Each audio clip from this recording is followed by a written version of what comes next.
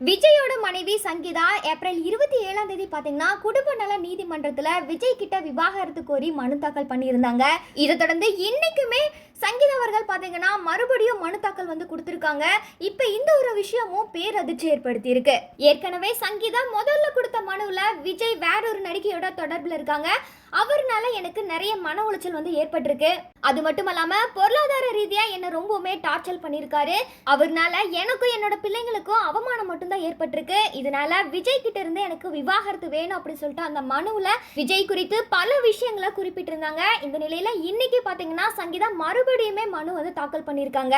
மறுபடியும் அந்த மனுவுல அவங்க என்ன சொல்லிருக்காங்கன்னா, இந்த விவாகரத்து வழக்கு முடிகிற வரைக்குமே விஜயோட இந்த நீலாங்கரை வீட்டுல எல்லா வசதிகளோட உரிமையோட நாங்க தங்கணும், இதனால விஜயோட இந்த நீலாங்கரை வீட்டுல தங்க அனுமதிக்கும்படி இடைக்கால உத்தரவு பிறப்பிக்க வேண்டும் அப்படின்னு சொல்லி சங்கீதா அந்த மனுவுல குறிப்பிட்டிருக்காங்க. அது மட்டுமல்லாம கோடி கோடியா சம்பாதிக்கும் விஜய் எனக்கும் என்னோட குழந்தைகளுக்கும் நியாயமான ஒரு ஜீவனாம்சம் வழங்க வேண்டும் அப்படின்னு அந்த மனுவுல தெரிவிச்சிருக்காங்க. இதை தொடர்ந்து விஜய் இந்த நீலாங்கரை வீட்டுல அனுமதிக்க மறுப்பு தெரிவிச்சதாகவும் செங்கல்பட்டு நீதிமன்றத்துல மனு தாக்கல் பண்ணியிருக்காங்க.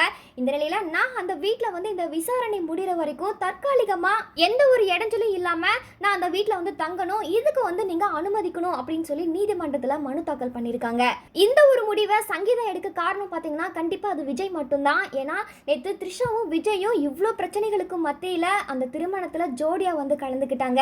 இதனால சங்கீதா பாத்தீங்கன்னா இந்த மாதிரியான முடிவை எடுத்து மறுபடியும் நீதிமன்றத்துல மனு தாக்கல் பண்ணியிருக்காங்க.